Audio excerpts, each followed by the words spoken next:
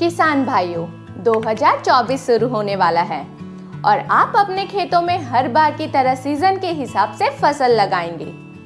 आप फसल लगाते हैं, फिर उस फसल को तैयार होने का इंतजार करते हैं और जब फसल तैयार हो जाती है तब आप उसे बेचने जाते हैं, ये सोच के कि आपको दाम अच्छा मिलेगा। पर कई किसान भाई ऐसे होते हैं जिनकी फसल अच्छी नहीं होती है या उन्हें फसल के अच्छे दाम नहीं मिल पाते, जिससे उनका मुनाफा कम हो जाता है। पर क्या आपको पता है कि 2024 के लिए हम आपको एक ऐसी फसल बताएंगे जिससे अगर आप अच्छे से लगाएंगे तो आप गारंटेड कम समय में ज्यादा मुनाफा कमा सकते हैं। और वो फसल और कोई नहीं बल्कि है तरबूज। जी हाँ, 2024 में आप तरबूज की खेती करके सिर्फ 3 महीने में ज्यादा मुनाफा कमा सकते हैं। और ये आप कैसे कर सकते हैं, इसके बारे में हम जानकारी पूरे वीडियो में देंगे, तो आप वीडियो को अंत तक जरूर देखें।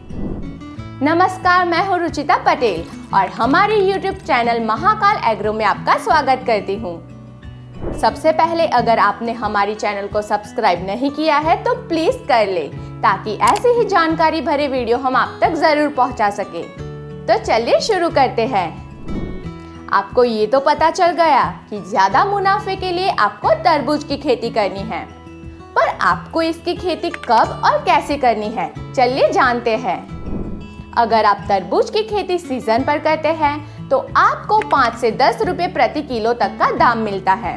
पर क्या आप जानते हैं कि अगर आप तरबूज की अगेती खेती करेंगे तो आपको 25 से 45 रुपए प्रति किलोग्राम तक का दाम मिल सकता है।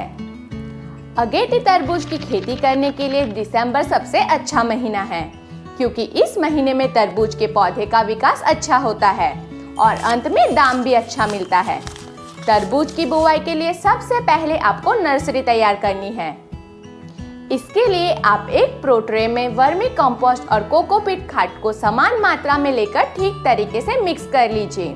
फिर इस प्रो ट्रे में आपको एक एक बीजों की बुआई करनी है, जैसे आपको स्क्रीन पर दिखाई दे रहा है।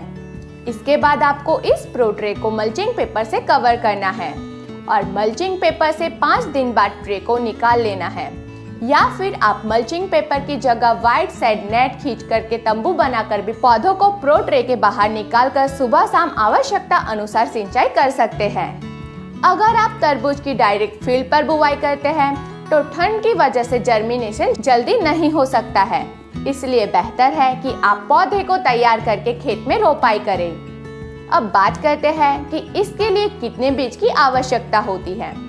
1 एकड़ में आप डायरेक्ट खेती में बीज लगाते हैं तो 150 से 200 ग्राम बीज का उपयोग करना है और रोप तैयार करते हैं तो आपको 5 से 6000 पौधों की जरूरत पड़ती है।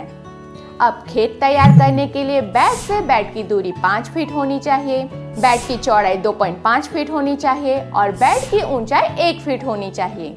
इसमें 16 mm की ड्रिप लगानी चाहिए और 25 माइक्रोन का मल्चिंग पेपर का इस्तेमाल करना चाहिए। अब बात करते हैं बुआई के समय खाद कौन सा डालना है। बुआई के समय basal DAP 50 kilogram, SSP 100 kilogram, MOP 20 kilogram लेना है और इसके साथ आपको 2 ट्रॉली गोबर की खाद मिक्स करना है और साथ ही में इसके साथ आपको 2 किलोग्राम दानेदार फिप्रोनिल का भी मिश्रण करना है। ये सब आप जब बेड बना रहे हैं तब आपको उपयोग करना है। अब आपको प्रो ट्रे में तैयार किए गए पौधे की रोपाई के समय पौधों से पौधों की दूरी 2 फीट और लाइन से लाइन की दूरी 5 फीट के आसपास रखनी चाहिए।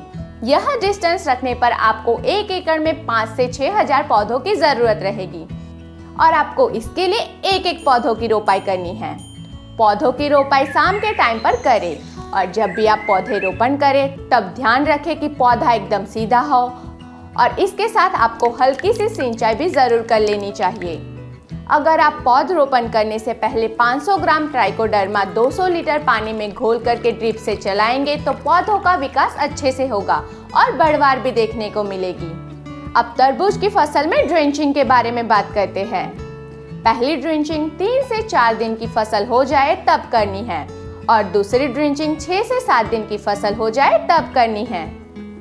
पहली ड्रेंचिंग के समय 200 लीटर पानी में 500 ग्राम कार्बेंडिज्म 12% प्लस मैनकोजेब 63% WP और ह्यूमिक एसिड 300 ग्राम प्रति एकड़ की दर से ड्रिंचिंग करनी है। और दूसरी ड्रिंचिंग के समय 500 ग्राम सूक्ष्म पोषक तत्व और 19-19-19 खाद 1 किलोग्राम मिक्स करके आपको ड्रिंचिंग करनी है।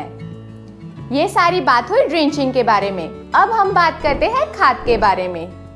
फसल जब 20 से 25 दिन के आसपास की हो जाए तब पहला खाद यूरिया गोल्ड 20 किलोग्राम और माइक्रोन्यूट्रिएंट्स 5 किलोग्राम को मिक्स करके प्रति एकड़ की दर से प्रयोग करना चाहिए। अब आपको आश्चर्य होगा कि मैंने यूरिया की जगह यूरिया गोल्ड क्यों बताया, तो उसकी आपको डिटेल में जानकारी तो चाहिए होगी।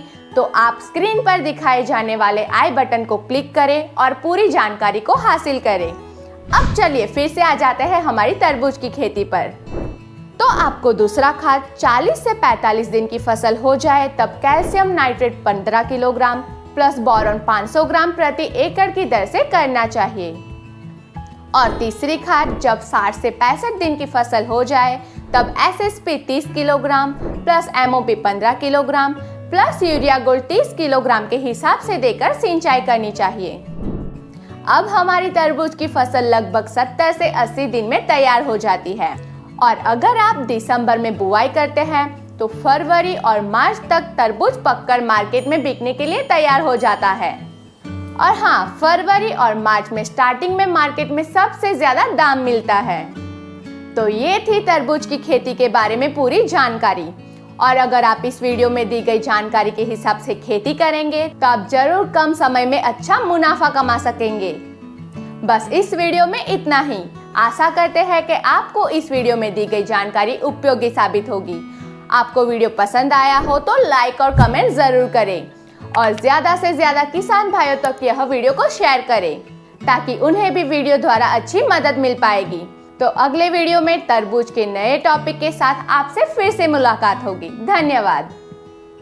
ऐसी सारी जानकारी पाने के लिए आप हमारे चैनल को लाइक और सब्सक्राइब करें और हमारा वीडियो सबसे पहले देखने के लिए बेल आइकन जरूर दबाएं। अगर आपको इस वीडियो में दिखाई गई माहिती में कोई समस्या हो या फिर आपकी खेती में कोई परेशानी हो तो आप हमें स्क्रीन पर दिखाए गए व्हाट्सएप नंबर पर हाई लिखकर समस्या बताएं, जिससे हमारी टीम आपको संपर्क करेगी और आपकी समस्या का समाधान देगी। और हम प्रयास करेंगे कि हमारा अगला वीडियो आपकी समस्या पर हो। हमसे जुड़े रहने के लिए आपका धन्यवाद।